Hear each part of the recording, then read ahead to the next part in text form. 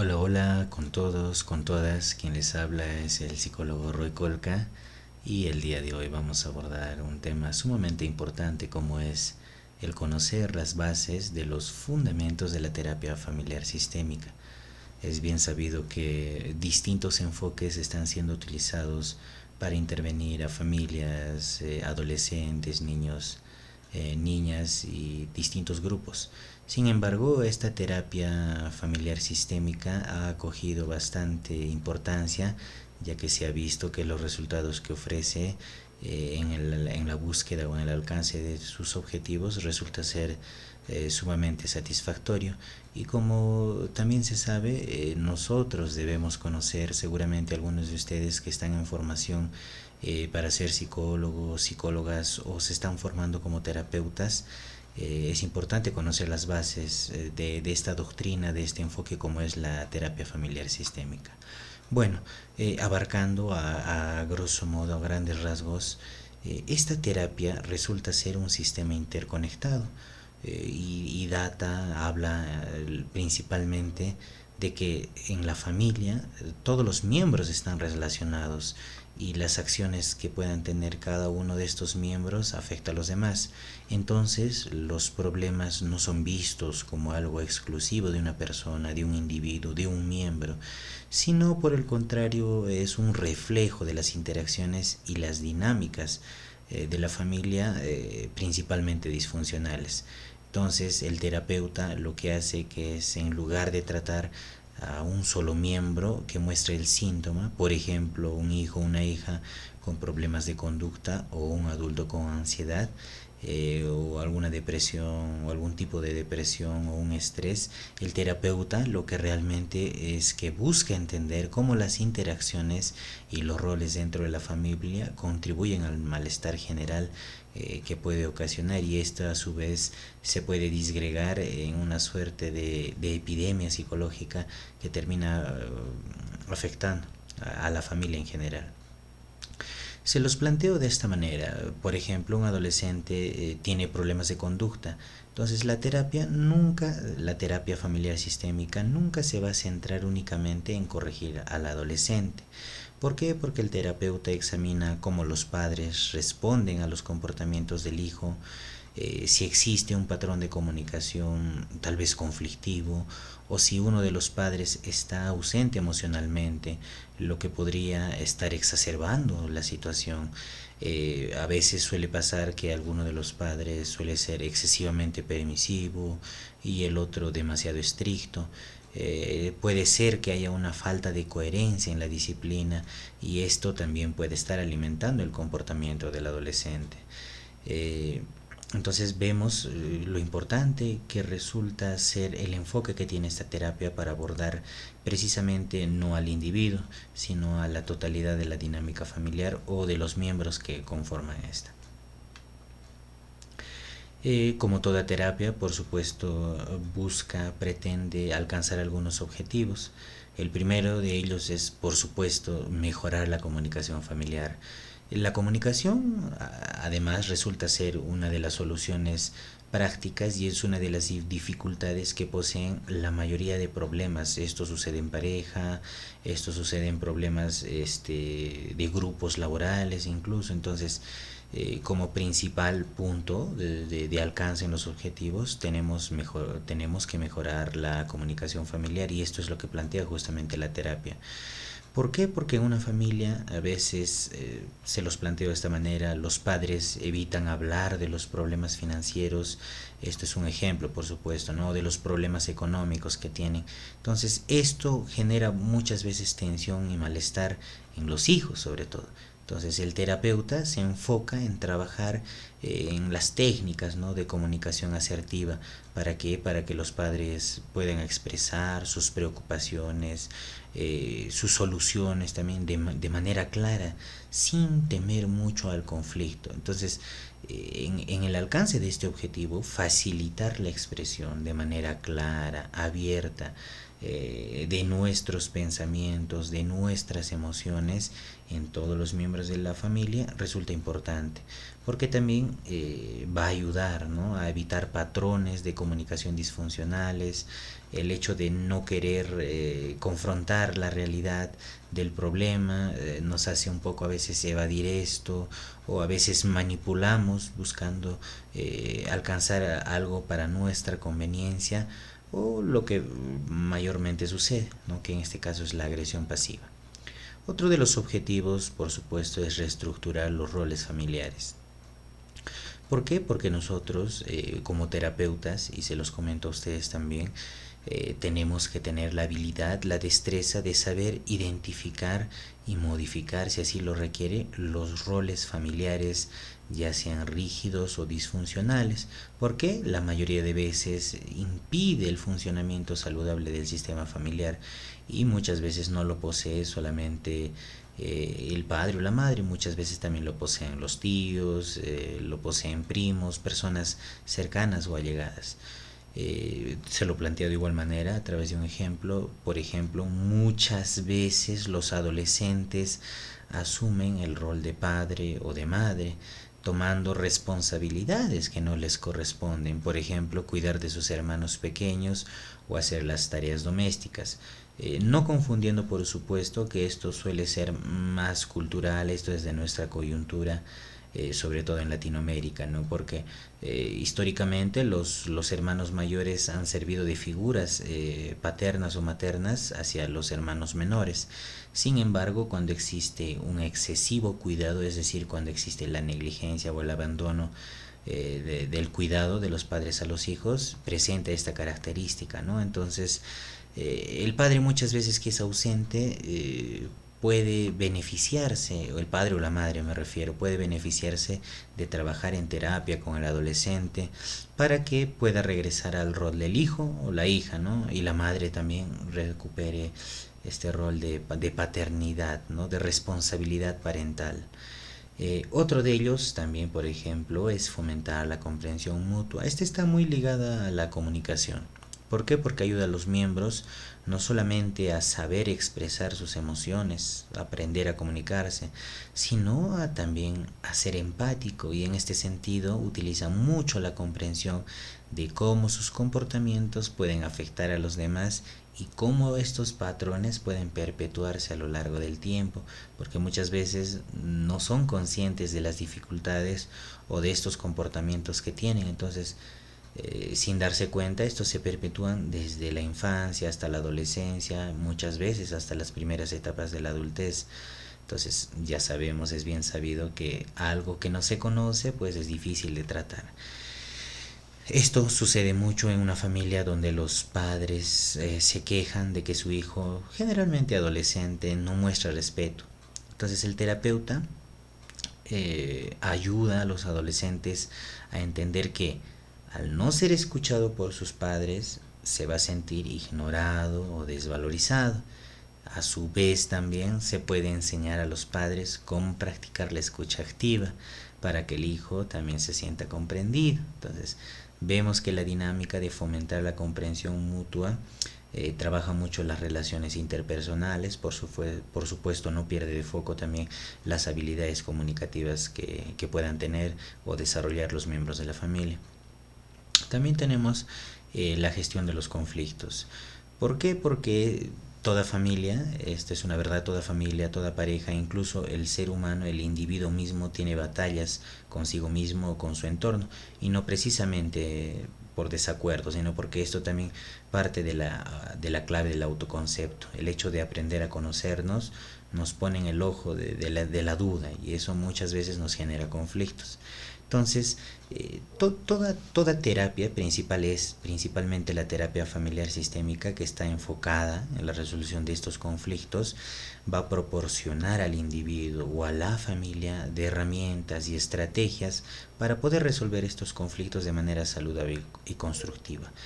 En una familia donde los padres discuten constantemente por la crianza de los hijos, esto es bastante repetitivo, se los planteo como el ejemplo, el terapeuta, nosotros, ustedes, podemos enseñarle a resolver estos desacuerdos de manera constructiva. El problema en este caso puede ser enfocado como una oportunidad, ¿no? Podemos darle un enfoque constructivo, como estableciendo reglas de comunicación, como el hecho de no interrumpir o no utilizar insultos, ¿no? A menudo uno pretende dar la opinión de algo, esto cuando sucede en conflictos familiares, entonces es importante dejar de terminar lo que pretende decir la otra persona, y no es necesario utilizar insultos. ¿Por qué? Porque esto distorsiona un poco o mucho el mensaje que se quiere dar. Entonces esto promueve la resolución de conflictos sin caer en agresiones verbales, como lo habíamos visto. Entonces esto también plantea mucho de los objetivos de la terapia familiar sistémica. Después tenemos, por supuesto, como toda teoría, principios fundamentales, ¿no? Estos dos principios, básicamente a los que hace referencia la terapia familiar sistémica, uno de ellos es cómo funciona un sistema interconectado. Esto, desde el enfoque terapéutico, considera a la familia como un enfoque interconectado, indudablemente, ¿no? Donde los miembros están influenciados por las interacciones y las dinámicas de todo lo que les sucede. Esto pasa mucho en familias pequeñas también, ¿no? Porque suele ser, los problemas suelen abordar con mayor gravedad y la afectación que sufren todos los miembros de la familia. Por ejemplo, si el padre posee nuevamente, como les comento, problemas económicos, va a repercutir de manera sustancial, ¿no?, en los hijos, al ser esta una familia pequeña. Imagínate o imagínense, por ejemplo, que una familia donde el padre tiene problemas de alcoholismo, en este caso no solamente es el padre el que está afectado, sino que su comportamiento va a impactar en toda la familia. Por ejemplo, la madre puede adoptar un rol de cuidadora excesivamente, ¿no?, en la preocupación de tratar de cubrir las falencias o las faltas del padre, mientras que los hijos de igual manera podrían desarrollar comportamientos de evitación o de rebeldía. Entonces, en este sistema, los miembros de la familia están profundamente interconectados, por lo que cambiar el comportamiento de solamente uno de ellos, como el padre, que pueda recibir, por ejemplo, tratamiento para el alcoholismo, podría generar un impacto positivo en la dinámica familiar. Entonces, la terapia familiar sistémica no solamente se enfocaría en el padre, sino también en los roles y los patrones que los demás miembros de la familia desempeñan, finalmente buscando eso, ¿no?, una mejora colectiva. Entonces vemos como este principio que es fundamental, la familia como un sistema interconectado, es de gran relevancia. El otro de ellos es la homeostasis familiar. La homeostasis básicamente es un concepto ampliamente utilizado en distintos enfoques de psicología, pero ha sido acuñado justamente por la terapia familiar sistémica en los primeros años de estudio, a través también de los conceptos de Minuchin, ¿no?, que relaciona la homeostasis, como es en su definición una palabra que refleja el equilibrio que puede alcanzar una persona.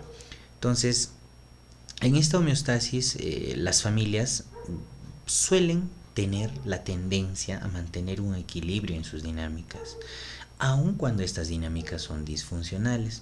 Hablamos de que si una familia está atravesando un problema, puede generar una homeostasis, un equilibrio negativo en este caso, porque no hay modificación del comportamiento o la conducta. Entonces, muchos de los miembros de la familia establecen patrones de comportamiento y roles para lidiar con los desafíos y conflictos. También esto es una suerte de homeostasis positiva, porque lo que ellos quieren es lidiar, justamente superar estos desafíos, ¿no?, o estos conflictos, buscando que una estabilidad, aunque a veces este equilibrio impida un cambio necesario. Entonces la terapia sistémica familiar trabaja, ¿no?, en identificar y alterar todos estos patrones que son rígidos.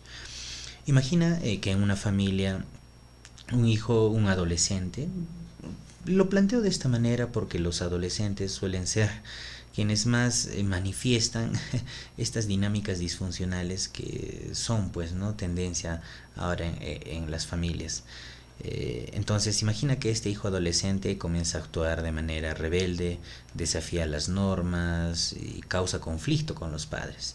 Inicialmente los padres lo que suelen hacer es intentar imponer reglas más estrictas o castigos más estrictos, pero los patrones de comportamiento familiar siguen siendo los mismos. Entonces, a lo largo del tiempo, la familia establece una suerte de equilibrio disfuncional en este caso, o negativo, en el que el adolescente actúa de manera rebelde, mientras que los padres reaccionan con frustración y sin embargo no hay cambio realmente en lo que se pretende alcanzar. Entonces, a pesar de la tensión constante que puede existir en esta familia, la familia sigue un patrón predecible de conflicto, ¿no? Aparentemente ellos al intentar ser rigurosos van a cambiar o van a modificar el comportamiento de su hijo, pero no necesariamente es así. Entonces la homeostasis familiar en este caso implica que la familia tiende a mantener este patrón de conflictos y de respuestas, aunque sea disfuncional. La terapia, los terapeutas que utilizan este enfoque, por supuesto, van a trabajar para identificar este ciclo y promover nuevas formas de comunicación. Nos vamos nuevamente a algunos de los objetivos que busca esta terapia.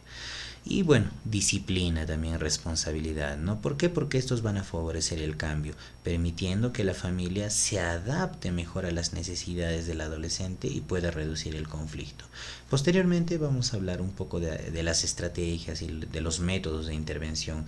Esto hace básicamente parte teórica de los principios fundamentales de la terapia familiar sistémica. Bien. Tenemos también, por supuesto, el ciclo de retroalimentación en las relaciones familiares. Este ciclo de retroalimentación lo vamos a trabajar también, lo vamos a tratar posteriormente de manera más minuciosa. Se refiere a los patrones repetitivos de interacción o de comportamiento entre todos los miembros de la familia, donde las acciones de uno de ellos, principalmente de los padres, generan respuestas que refuerzan positiva, negativamente o agravan el comportamiento inicial, ¿no? Entonces existe, por ejemplo, la retroalimentación positiva. En este caso es un refuerzo y bueno, por supuesto amplifica, ¿no?, el comportamiento, ya sea adaptativo, es decir, positivo, porque al adaptarse este comportamiento, pues muchas veces puede ser, vamos a decirlo, favorece, ¿no? Favorece la dinámica familiar, o puede ser disfuncional, en este caso negativo. ¿Por qué? Porque es importante que en la retroalimentación positiva se maneje la comunicación abierta. Este es un mecanismo que va a fortalecer la relación, ¿no? En una familia, por ejemplo, cuando nuevamente utilizamos esto, cuando un hijo adolescente tiene un buen desempeño escolar y sus padres lo pueden elogiar por sus logros, entonces el adolescente o el hijo se siente motivado, se siente confiado. Como resultado de esta motivación, trabaja aún más en sus estudios, buscando, por supuesto, obtener nuevos logros académicos. Los padres, al ver su progreso, por supuesto, siguen reforzando su comportamiento positivo en este caso, con más elogios y recompensas. Entonces, este ciclo de lo que estamos hablando, de retroalimentación positiva, refuerza la motivación del adolescente, creando una relación de apoyo, de comunicación abierta. Entonces, a medida que el adolescente se siente más respetado, más respaldado y más valorado, el comportamiento positivo hace bien, ¿no? Hace bien en este caso la retroalimentación positiva. ¿Por qué? Porque va a amplificar los recursos y las tareas académicas también, y el conocimiento van a ser beneficiosos, ¿no?, para este hijo, para este adolescente. ¿Qué es lo que pasa, sin embargo, en la retroalimentación negativa? En este caso también, como lo comentabas hace un momento, estabiliza el sistema familiar y también puede mantener estos patrones disfuncionales. En este ciclo de retroalimentación se maneja también lo que hace un momento comentaba acerca de la homeostasis, de que puede haber un mantenimiento, ¿no?, de patrones disfuncionales. como cuando por ejemplo los conflictos no son resueltos. Entonces, ¿qué van a hacer? Van a hacer que perpetúen los problemas, el malestar. Imagina una familia donde los padres y los hijos tienen constantes discusiones sobre las tareas domésticas. Cada vez que el padre o la madre pide a los niños o a los hijos, al adolescente, con los quehaceres de la casa, los hijos muchas veces responden, ¿no?, con resistencia y falta de cooperación. Entonces los padres frustrados tienden a aumentar las demandas y a gritar más, ¿no? Ellos aparentemente suelen ser más rígidos y esto también, entiéndase, es la ausencia de control que puede tener un padre sobre el hijo. Esta es una clara manera de manifestar. Entonces, buscando que los niños se comporten de manera diferente. Sin embargo, este comportamiento, esto que estábamos hablando, ¿no?, de que los padres bueno, tienden a aumentar las demandas y a gritar más, no necesariamente es positivo. ¿Por qué? Porque este comportamiento va a provocar más desobediencia y resentimiento por parte de los hijos, quienes además, al sentirse castigados o incomprendidos, se vuelven aún más rebeldes, ¿no? Entonces, este ciclo de retroalimentación negativa perpetúa el malestar de la familia. ¿Por qué? Porque no resuelve los conflictos subyacentes, sino que simplemente se intensifican todas estas tensiones, todos estos malestares y estos problemas. Hablando también de la terapia familiar sistémica, vemos que es importante abordar la asignación de los roles familiares. Todas las personas que incluyen un grupo, una dinámica familiar, tienen determinados roles y por supuesto estos van modificándose, se van cambiando a través del tiempo, propio de la experiencia y de las responsabilidades que uno va haciendo acreedor, ¿no? Entonces, en la terapia sistémica los roles resulta fundamental, ¿no?, reconocerlos, porque se refieren también a no solo las responsabilidades, sino a los patrones de comportamientos que cada miembro asume dentro de la familia. Estos roles muchas veces pueden ser muy explícitos y están muy marcados. Por ejemplo, uno puede ser el cuidador, como lo veíamos hace un momento, cuando la madre quiere compensar las falencias del padre por su alcoholismo, suele o tiende a ser muy cuidador o cuidadora.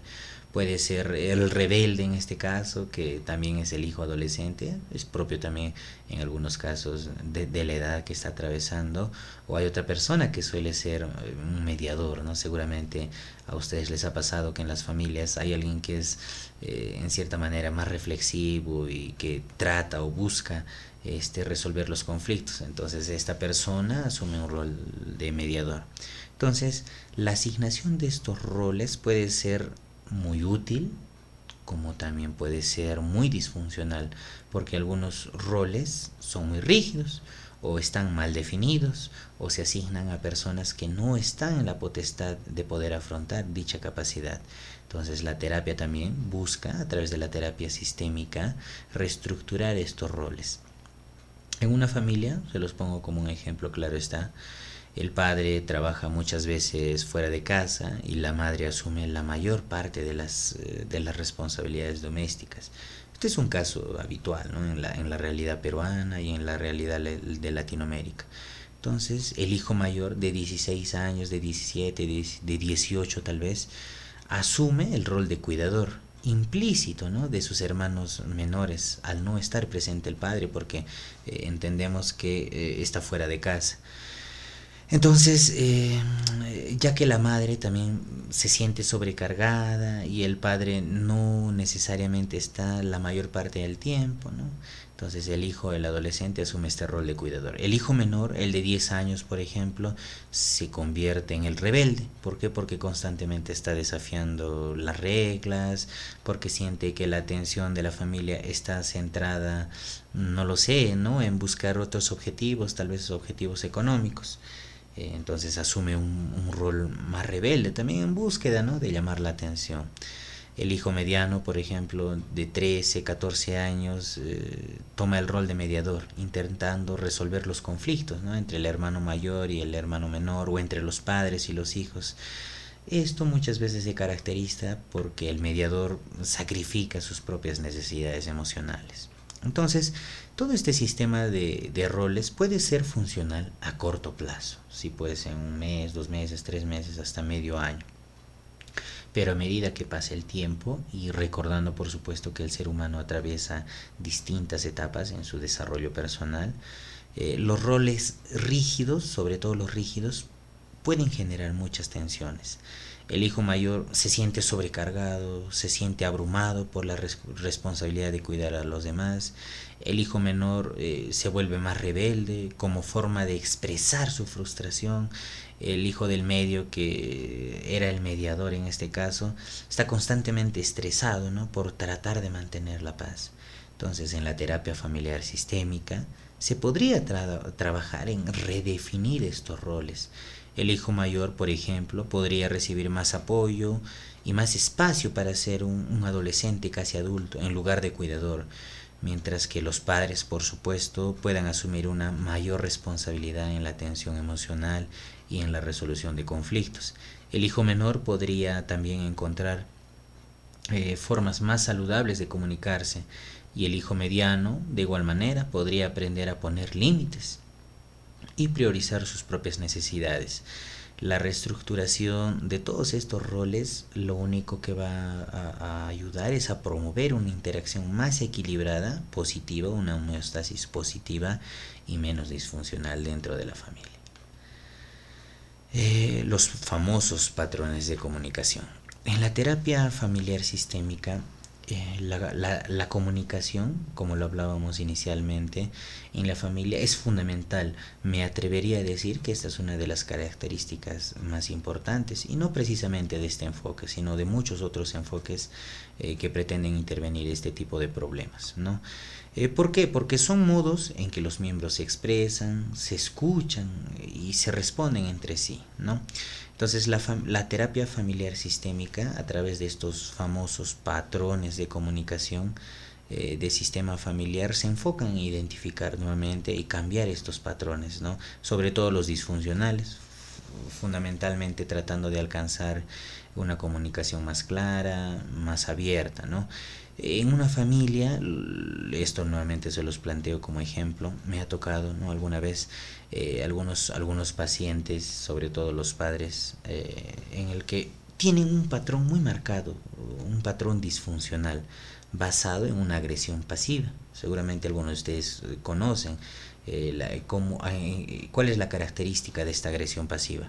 Cada vez que hay un desacuerdo, por ejemplo, en lugar de hablar abiertamente sobre lo que les molesta, los padres únicamente, la mayoría de veces pasa esto, ¿no? Los padres se limitan a emitir comentarios indirectos o a hacer críticas pasivas. Muchas veces la madre dice, por ejemplo, bueno, si nadie va a ocuparse de esto, entonces supongo que tendré que hacerlo yo, ¿no? En lugar de expresar directamente su frustración por la falta de ayuda que está recibiendo. El padre, por ejemplo, suele responder con un está bien, como siempre, todo depende de mí, ¿no?, sin abordar claramente el problema.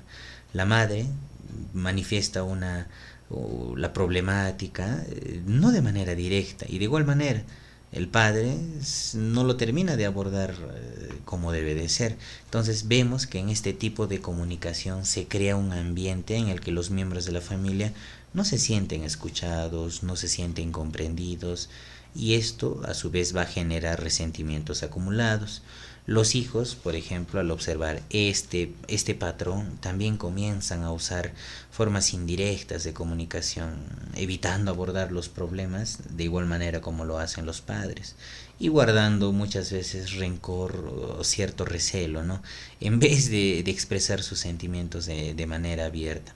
Entonces el terapeuta, en este caso, en la disrupción de los patrones de comunicación, va a identificar el patrón disfuncional, que en este caso vemos que es marcadamente la comunicación, y va a ayudar a la familia en cambiar este modo de comunicación, valga la redundancia. Entonces el terapeuta, ustedes como terapeutas que se están formando, psicólogas también, podrían enseñar a los padres, principalmente a los padres, padre y madre me refiero, a usar un enfoque más directo y más empático, como decir, me siento, ¿no? La madre hace un momento comentaba algo, entonces podría cambiarlo por me siento frustrada porque no recibí ayuda con las tareas del hogar y por favor necesito que colaboren más.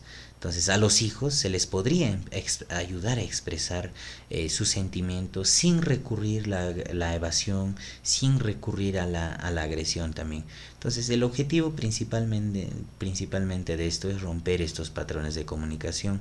¿Por qué? Porque va a crear por supuesto un ambiente donde todos los miembros de la familia se sientan cómodos para poder compartir sus pensamientos, sus emociones de manera clara, respetuosa. Nos vamos a las interacciones circulares. En el cuadro que se puede observar, por supuesto no está explícitamente un círculo, esta más parece una pirámide de Maslow, ¿no? Pero el propósito es justamente que lo circular termina siendo un escalafón, que lo primero altera lo tercero y lo tercero lo primero y así sucesivamente. Entonces, existen interacciones circulares y esto resulta ser una estrategia, un modo de análisis que por supuesto lo mantienen de igual manera la terapia sistémica familiar y muchos otros enfoques, como también las terapias cognitivo-conductuales y algunas también que están más asociadas al humanismo. También he visto algunas de ellas en el psicoanálisis. Entonces, estas terapias circulares tienen una base principalmente en lo sistémico. ¿Por qué? Porque enclaustran o encierran un concepto de circularidad. Se refiere a la idea de que las interacciones no son lineales, es decir, no es exclusivamente un causa-efecto, sino que son recíprocas, lo que les comentaba hace un momento, y se retroalimentan. Es decir, las acciones de un miembro de la familia pueden afectar a los demás, ¿no? Como lo vinimos planteando desde un inicio. Y estas a su vez pueden ser respuestas, pueden mantener comportamientos que influyen también, ¿no? En el miembro original, creando lo que justamente hablábamos, un ciclo continuo de interacción. Entonces, este enfoque de terapia lo que permite es comprender cómo todos estos sentimientos, cómo todas estas emociones de los miembros de la familia se relacionan y perpetúan los problemas. Imagina, se los planteo por supuesto también con otro ejemplo, en una familia, todos los ejemplos están asociados a familias porque es la mejor manera de poder entender el enfoque, las bases, ¿no? Los fundamentos de esta teoría familiar sistémica. Dicho esto, imagina que una familia, un hijo adolescente, o un hijo de 14, 15 años, tiene problemas para cumplir sus responsabilidades en la escuela y en la casa, como por ejemplo entregar las tareas a tiempo y cumplir, ¿no? Con algunas responsabilidades o deberes o quehaceres que le asignan los padres en la casa. Entonces, los padres preocupados, padre y madre, por las calificaciones principalmente, porque en mi experiencia he visto que los padres principalmente se enfocan en lo académico y bueno, está bien, preocupados por las calificaciones que obtienen sus hijos, sus hijas, comienzan a presionarlo para que estudie más y entregue las tareas o los trabajos de manera puntual, de manera adecuada. Sin embargo, esta presión genera en el hijo también, si alguno de ustedes es padre o madre, puede hacer una observación al respecto de esto, genera en el hijo un sentimiento de ansiedad y frustración, lo que hace que el hijo se vuelva más retraído y procrastine aún más, es decir, se vuelva más perezoso. Entonces, el padre o la madre, al ver que su hijo no está cumpliendo con lo que se espera, no alcanza las expectativas o los objetivos que ellos se habían planteado alcanzar, se sienten aún más frustrados. Entonces, vemos que esta frustración del hijo se extrapola hacia los padres y aumenta su presión. Y esto hace que exija más control sobre las actividades del hijo. En este caso, la interacción se vuelve circular. El padre presiona más, el hijo se siente más ansioso, más ansiosa y se retrasa aún más con las tareas, lo que provoca por supuesto que el padre responda con más presión. Y este ciclo continúa y continúa, sin que ninguna de las dos partes, de las dos o las tres que puedan estar involucradas en esta circularidad, pueda plantear una solución objetiva y efectiva. Entonces, ambos miembros, en este caso en el que les estaba planteando, se sienten atrapados. ¿Por qué? Por un patrón de interacciones recíprocas que van a hacer que se siga perpetuando el problema. Entonces, ¿qué es lo que busca? Un terapeuta que utilice este enfoque, un psicólogo o psicóloga, va a identificar este ciclo, como lo hemos hecho en este momento, y vamos a ayudar a los miembros de la familia a reconocer cómo sus acciones se influyen mutuamente. Como terapeutas, lo que podemos hacer es plantear, sugerir que el padre modifique su enfoque, ofreciendo más apoyo y comprensión, no presión. En lugar de presionar, también se puede trabajar, ¿no? de muchas maneras con los hijos, para que ellos también manejen su ansiedad, adopten y adapten también un enfoque más proactivo en sus estudios. La idea principalmente de estas interacciones circulares a través del tratamiento de la terapia familiar sistémica, que por supuesto lo ejecutamos los terapeutas, sería interrumpir este ciclo circular disfuncional, porque de esta manera vamos a promover una comunicación más abierta, más positiva, más sincera, más clara, y vamos a permitir que el padre, el hijo, los hijos o los que estén involucrados en estas interacciones encuentren formas saludables de interactuar y resolver el problema, ¿no? Entonces vemos la importancia también de poder identificar estas interacciones circulares. Bien, hablamos también del síntoma individual como expresión del sistema familiar. Como les había dicho y lo vuelvo a recalcar, en la terapia familiar sistémica se considera que todos los síntomas aparentemente individuales, como pueden ser la ansiedad, la depresión, el estrés o algunos comportamientos problemáticos, no son simplemente un problema aislado de la persona, del individuo. Muy por el contrario, son una expresión del sistema familiar. Los síntomas reflejan las dinámicas disfuncionales dentro de la familia.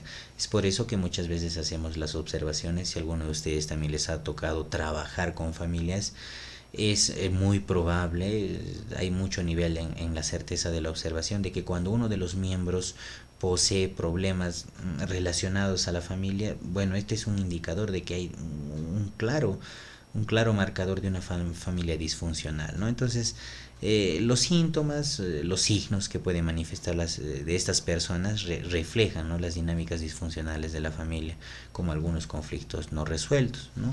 Y de igual manera, ¿no?, los patrones de comunicación que resultan ser ineficaces. Entonces vamos a plantearlo de igual manera. Sobre todo, ¿no?, para poder visualizar los síntomas individuales. Imagina una joven, un joven varón o mujer, que ha comenzado a experimentar estos síntomas de ansiedad severa, como ataques de pánico, el hecho de que no puede descansar bien, ¿no?, insomnio, dificultades para concentrarse en el trabajo o en la escuela si es que está estudiando. Entonces esta persona comienza a ser vista por un terapeuta, psicoterapeuta, de manera individual, que le diagnostica ansiedad generalizada, ¿no? Entonces el terapeuta, además de hacerle el diagnóstico, le sugiere también que haga una terapia familiar. ¿Por qué? Porque observa los síntomas que esta persona podría estar relacionado con la dinámica familiar. Entonces, durante las sesiones familiares hablamos de los síntomas individuales que se extrapolan a las dinámicas familiares. Se revela que los padres, por ejemplo, de esta persona están en un constante conflicto no resuelto. La madre probablemente posee una personalidad dominante, tiende a tomar las decisiones más importantes, mientras que el padre puede mostrarse pues distante, evita el conflicto, incluso cuando hay desacuerdos significativos. Entonces, esta dinámica que ha creado justamente un ambiente tenso y emocionalmente inestable para esta persona, para este joven, para esta señorita, como hijo, como hija mayor, puede hacer que haya asumido el rol de mediadora, como hace un momento lo comentábamos, ¿no?, entre sus padres, tratando de calmar las tensiones y evitar que la situación explote. Entonces, esto ha sobrecargado emocionalmente, lo que ha hecho que ella padezca una ansiedad generalizada en este caso, como lo planteamos. Entonces vemos que el síntoma, porque estamos hablando de los síntomas justamente individuales que posee, el síntoma de este joven, de esta señorita, no solamente es un problema aislado de su bienestar personal, ¿no? De su desarrollo personal, sino por el contrario, es una manifestación de todas las tensiones y los roles rígidos de la familia. Entonces el terapeuta lo que va a hacer es ayudar a la familia a reconocer cómo todos estos comportamientos de los padres y el rol de mediador que estaba asumiendo este joven o señorita están directamente conectados con los síntomas. Los padres tienen que empezar a trabajar en su comunicación y resolver los conflictos. Y por supuesto esta persona se va a sentir más apoyada. ¿Para qué? Para soltar, solventar o que la carga de mediadora no solamente lo asuma ella. Entonces esto va a permitir que sus padres también asuman más responsabilidades por supuesto emocionales. Con el tiempo, el cambio de todas estas dinámicas familiares que hablamos y la mejora de la comunicación van a reducir exponencialmente la ansiedad presentada por este joven o esta señorita, demostrando que los síntomas individuales pueden ser una expresión de las dinámicas subyacentes dentro de toda esta familia. Por supuesto, como todo fundamento de toda terapia, toda base teórica, existen técnicas y estrategias de intervención. Muchas de estas son similares a las que pueden ser utilizadas en otros enfoques de terapia, sobre todo en la intervención de parejas y de familias. Una de ellas, por ejemplo, es la reestructuración de roles. ¿Por qué? Porque muchas veces van a cambiar los roles rígidos que hace un momento comentábamos o los disfuncionales para promover, ¿no? Una interacción más saludable. Tenemos, por ejemplo, cuando hablando, ¿no? De la reestructuración de los roles, cuando el terapeuta observa que un paciente ha asumido el rol de un adulto. Por ejemplo, ¿no? Se los voy a plantear de esta manera, ¿no? Imaginemos que una familia está luchando con diversos problemas de comunicación, porque no se pueden comunicar. Y bueno, cada uno también, por supuesto, manifiesta tener roles disfuncionales. El hijo adolescente, que en este caso le vamos a llamar Tomás, se siente ignorado por sus padres, quienes a menudo de manera indirecta o evasiva, ¿no? lo ignoran. Entonces la madre tiende a sobrecargar a Tomás con algunas responsabilidades, mientras que, como hace un momento también lo planteamos, porque esto es repetitivo y esto sucede muchas veces, el padre también se muestra distante y principalmente evita involucrarse emocionalmente. Estos patrones están creando un ambiente de frustración y malestar. Entonces, a través de la reestructuración de roles, el terapeuta, es decir, nosotros, observamos que Tomás ha asumido el rol de adulto dentro de esta familia, en cierta manera, ha tomado responsabilidades que no le corresponden. Entonces, en terapia, el terapeuta de igual manera ayuda a compartir las responsabilidades más equitativamente, ¿no? Se reestructura el rol de Thomas, permitiéndole más ser un adolescente casi adulto y menos un cuidador de sus hermanos menores, como lo planteamos hace un momento también otro de los ejemplos. Otra de las famosas técnicas es el reencuadre. Dado el mismo caso, el mismo ejemplo, por ejemplo, durante una discusión que sucede muchas veces en los procesos de terapia, esto es bastante común, el padre puede expresar frustración por falta de apoyo de Thomas, nuevamente lo vamos a decir, vamos a utilizar de ejemplo a Thomas en las tareas del hogar, ¿no? Él expresa ofuscadamente la frustración porque siente que Thomas no le ayuda en las tareas del hogar. Entonces, ¿qué hace? El terapeuta interviene y reencuadra, reformula la situación, por ejemplo, sugiriendo que el padre vea el comportamiento de Thomas no como una actitud rebelde, sino como una forma de defensa, ¿no? Se le explica al padre: no es que tu hijo, es decir, Tomás, te está haciendo rebelde. Muy por el contrario, él solamente se está defendiendo. ¿Por qué? Porque considera, siente o expresa malestar porque está sobrecargado emocionalmente. Esto también debido a la ausencia y a la falta, ¿no?, de comunicación familiar. Vemos que comunicarse puede ser el hilo, ¿no?, de un análisis muy exhaustivo, y también puede ser el hilo de una deconstrucción para que nosotros como terapeutas o como psicólogos que utilizamos este enfoque, podamos ayudar, ¿no?, a reencuadrar, en este caso, la perspectiva que tienen los miembros de la familia durante algún problema o un conflicto no resuelto. Existen también las famosas técnicas de comunicación. En el mismo ejemplo, lo vamos a plantear con el mismo ejemplo. El terapeuta, nosotros, ustedes, planteamos a los padres y a Tomás, que en este caso es el hijo adolescente, a usar mensajes en primera persona. Como yo me siento frustrado, yo me siento cargado emocionalmente, yo me siento cansado cuando tengo muchas responsabilidades que asumir, no me permite alcanzar mis objetivos personales, en lugar de culparse mutuamente, ¿no? Ay, que yo tengo la culpa, que bueno, prácticamente muchos adolescentes suelen decir eso, que no tienen apoyo, que se sienten incomprendidos. Entonces es importante enseñarle, ¿no?, a las personas a expresarse, sobre todo en primera persona. ¿Por qué? Porque se practican de ese modo algunas sesiones de comunicación abierta y empática, ¿no?, donde cada miembro de la familia, no exclusivamente el hijo, por supuesto, se aprende, y también nosotros enseñamos a expresar sus sentimientos sin interrupciones, buscando que, por supuesto, solo una cosa, la comprensión mutua. Después tenemos al famoso genograma. El genograma ha sido utilizado a lo largo de la historia por múltiples psicoterapeutas, de igual manera en muchos enfoques que ellos utilizan, pero es característico de la terapia familiar sistémica. ¿Por qué? Porque el genograma ayuda a visualizar, ¿no?, las relaciones familiares a lo largo de varias generaciones. Seguramente alguna vez han escuchado alguno de ustedes en el que las familias incluso heredan los comportamientos, es decir, el abuelo heredó el comportamiento al padre, y este al hijo, y este al nieto, y así sucesivamente.